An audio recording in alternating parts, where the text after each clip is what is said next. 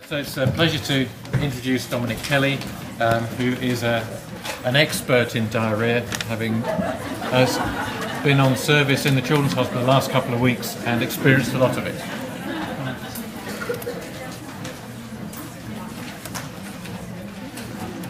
Right, well thank you for that introduction, Andy. So my job today really is to inform you a little bit about rotavirus disease and prevention and hopefully interest you.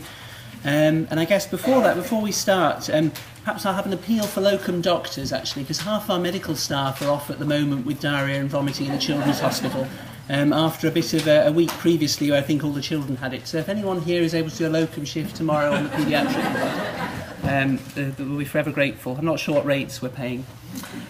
So today we're going to go through 4 questions. What is rotavirus? And we'll consider that from a variety of perspectives.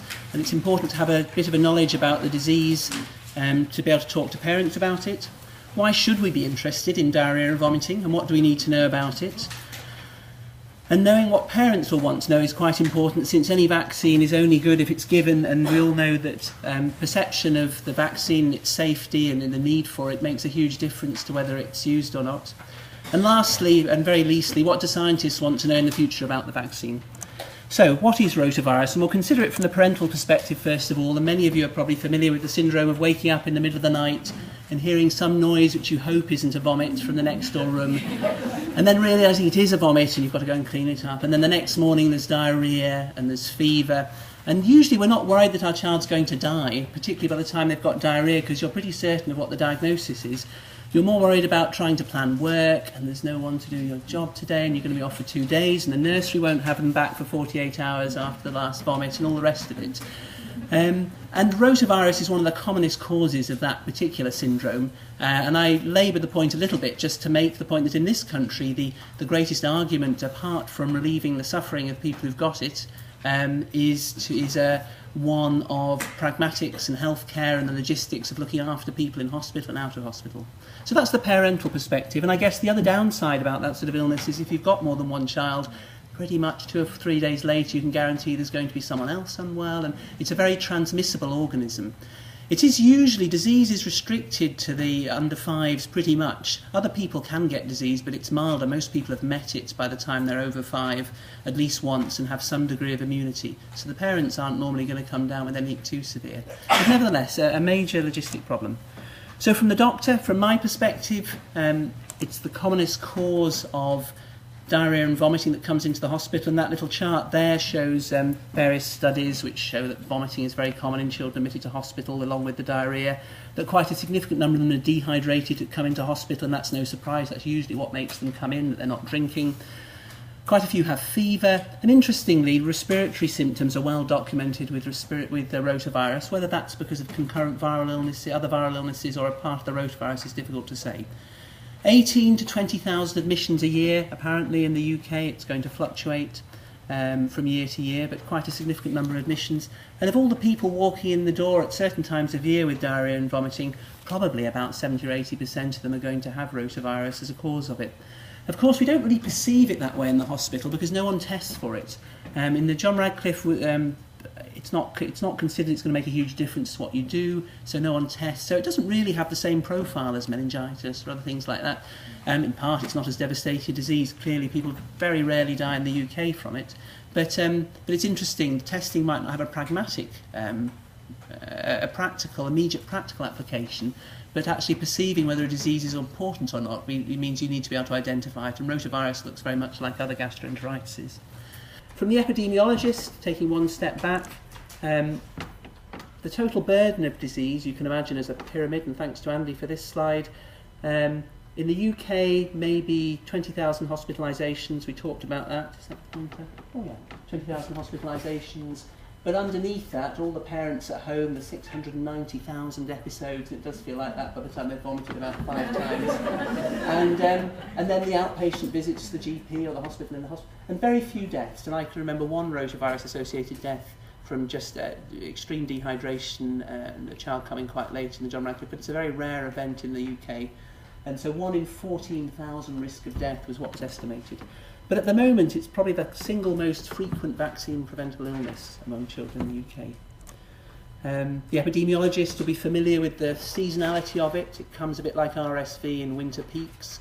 But this actually is data, I think, from the US and shows post-immunisation peaks gradually dying out. But, like RSV, a lot of illnesses, very pronounced peaks. In the tropics, the peaks aren't as dramatic. It's a more evenly spread illness, but nevertheless seasonal.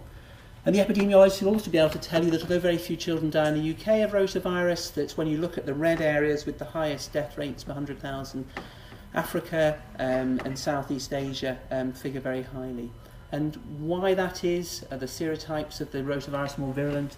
Probably not. Probably the children are, there's less access to healthcare, they're more malnourished to start with, there are other infections on top of it. So if you look at the burden of disease globally, which reflects really that those red areas mostly, you see again large number of episodes dealt with at home, some with sort of primary or secondary care, quite a lot of hospitalisations. But remember that risk was 1 in 14,000 for deaths in the UK, so a much higher risk of death when you look at rotavirus globally.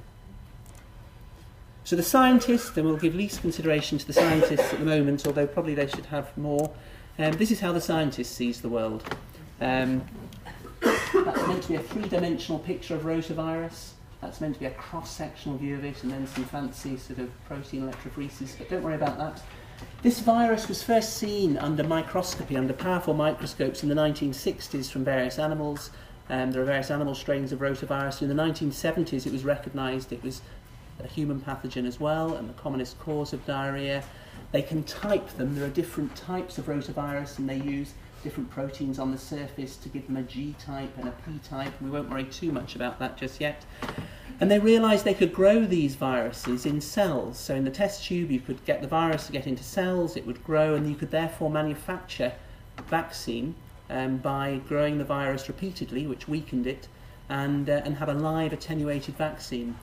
And by the 1990s there was a rhesus rotavirus strain, so from monkeys, with some human genes in it, that was introduced in the United States. And I don't know if anyone remembers that story, a thing called Rotashield. So the scientists, this is how they see the world. They developed a vaccine, live attenuated, introduced in the United States, and was then subsequently withdrawn, and we'll come back to that. So that's the scientist's view of the world. We've been through parent, doctor, epidemiologist. Why should we be interested? Well, as I alluded to earlier, we should be interested because there's going to be a vaccine introduced in the UK, and we're going to need to know a little bit about it and a little bit about how to inform parents. So what do we need to know? So these are the vaccines that are currently developed. There's one from GSK called Rotavirus, and I obviously forgot to do my slide updating this morning, and one from Sanofi Pasteur, which is called Rotatech. And the Rotavirus is 2 doses, and it's a live attenuated. It's a bit like the old sugar lump and oral polio. It's oral medication, 2 oral doses, not in a sugar lump, but for Rotavirus, and 3 oral doses in the Rotatech.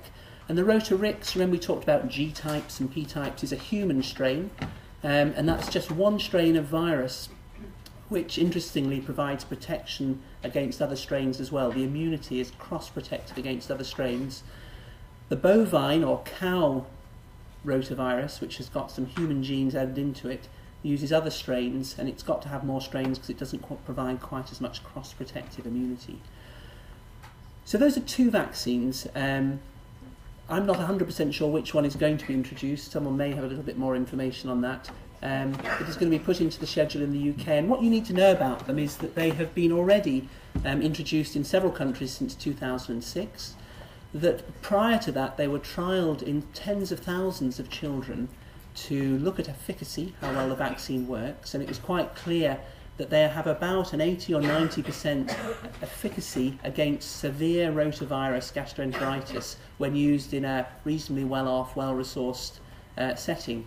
In a poorer setting, a low-income country, the efficacy drops to about 40 or 50 or 60%. And that might not seem very good compared to 80 or 90, but in a country that might have 5 or 6 times the burden of disease, then even a vaccine that works half as well is still an important one to use. So these are effective vaccines. They work very well against severe disease. The thing you also need to know is they don't prevent all rotavirus diarrhoea. They might attenuate the severity, but parents are still going to get the odd vomit and diarrhoea in the middle of the night and be dragging their sheets down to the washing machine, trying not to get the stuff on the carpets.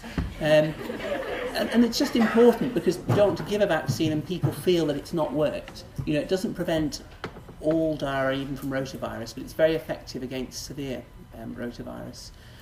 We're going to come back to the minor sort of side effects you might expect from it, but we'll just mention intussusception here. And intussusception has been an important part of the development of rotavirus vaccines. It's a disease or a condition where your bowel becomes inflamed and a bit of the bowel gets sucked into the bowel below it, and almost like a telescope effect. And so a bit of bowel gets dragged along, and I've got a picture a bit later on. And the bottom line is that you get an obstruction to the bowel, and you get a child in their first year of life presenting with vomiting, tummy pain, blood in the poo, and they usually need some sort of surgical intervention to correct it. So it's a significant condition. Once you correct it, it's fine. We know that gastroenteritis itself sometimes can be associated with intussusception, but what became clear with the vaccine in the United States in 1996 was that after they'd given about 1 million doses of it, that there was a small increase in cases of intussusception in the weeks immediately after the first dose, and particularly if the first dose was given late rather than in the first few weeks. Now, the estimated risk of that was about 1 in 10 or 11 or 12,000 individuals, but that was sufficient to make it unacceptable from a commercial and perhaps a PR point of view in the United States. So although that was a vaccine that might have worked very well and that still had a very favourable risk-benefit profile, that was withdrawn from use and vaccine development carried on with these other vaccines. That's been a big worry for people developing these vaccines this time, and that's why before they were licensed they were tried in tens and tens of thousands of people. And I think some of the largest trials, the total numbers were getting on towards 100,000 for each vaccine. And the bottom line in the initial trials was that there didn't seem to be any increase in risk of intussusception from either of those vaccines. So that was very reassuring, and on the back of that the vaccines were introduced. And we'll come back to that in a minute. So, safe vaccines, effective vaccines, live, and we're a bit more unfamiliar with live vaccines at the moment with the oral polio going, so there's still an issue about not giving them to immunocompromised. However, unless you are very severely compromised, there doesn't actually seem to be in practice a great risk of severe disease, and really the people who've had severe disease are children who've had a bone marrow transplant or who've had some severe primary immune deficiency. But it's just something to think about, that they are live vaccines. Okay, so what will parents want to know? So what parents will want to know, why does my child need this vaccine? You know, another vaccine, Daily Mail headlines of, you know, now they get 24 vaccines in the first three months of life, or whatever the headlines are. And we've talked about the burden of disease. Although they may not have heard of rotavirus particularly, it's causing the majority of diarrhoea and vomiting that actually gets to the hospital, and probably the majority of it that they see in certain seasons here in their own house. Is it safe? The answer to that is clearly yes. There is some data from the US post-introduction of the vaccine there, now for several years, showing that they haven't seen a signal in terms of increased risk of intussusception. There is a little bit of data from Mexico where they wondered whether there was an increased risk of 1 in 68 to 55,000, so one child in every 60-odd or 70,000, 58 to 65,000. And it's unclear why Mexico would be different to anywhere else. But the consideration is this vaccine is, and that's against a background rate of 30 per 90 or 100,000 children for intussusception normally. So the use of the vaccine is clearly outweighs any minor concerns that there have been about it. And in the US there's been no signal about intussusception at all. But parents will want to know, when these child's had this vaccine, you're giving them a live virus, what's likely to happen? And the data on that is that there is a very small incidence of people with being fussy or irritable or a bit off colour afterwards, and it is very small, of the order of 1 or 2% more than controls. And a small number of children might be expected to have diarrhoea or fever after that, but again, a very small number. Does it work? We've covered that in this country we'd expect it to be 80 or 90% effective against severe rotavirus gastroenteritis. It doesn't mean your child will never have diarrhoea and vomiting again. What's interception? Well, there's the diagram I should have put a little bit earlier about it. And I think with the data we have at the moment, and I'd be interested to hear other people's points of view, I don't think that's a significant concern in discussing that necessarily with every child that is getting the vaccine. I think a parent may well have a question about it because they've been looking online and they see something from 1996 or something in the literature, and so you need to know about it. But I think at the moment, as far as we can tell, there is no increased risk of interception. What do the scientists want to know? So there's the scientists with their complicated, slightly obscure thoughts. That's a map of the world with every dot representing a certain number of deaths from rotavirus. The reason I put those two together is because in the long term, if you're giving a vaccine that only covers certain types of rotavirus, and there are many types out there, there is a theoretical concern about whether other types will come to be more prominent in causing disease. And certainly with the pneumococcal vaccine, we saw that between 2006 and 2010 with the Prevnar 7, that pneumococcal vaccine serotypes outside of the vaccine became more prevalent. And I think that's uncertain at the moment whether that will be the case. And if it is the case, people feel it's most likely to be the case in countries where the immunity generated by the vaccine might not be as high, the burden of disease and the amount of transmission is higher where those black dots are. So it's important from a scientific point of view to keep surveying the types of rotavirus causing disease so we can look as to whether the vaccines are still likely to cover all those types. But to my knowledge to date, that hasn't been a major issue. So, the commonest cause of infectious diarrhoea in children, we have safe and effective vaccines. As a paediatrician, I do wonder in about 3 or 4 years' time what I'm going to be doing. There's no meningitis to worry about. So if everyone's got a snotty nose and a cold, I could just send them home without thinking too hard. There'll be, perhaps no rotavirus. And if they have a vaccine for RSV, we might be out of a job on call at night, but that's okay. And it's going to be introduced in the UK later this year. That's all I had to say. Be interested to take questions.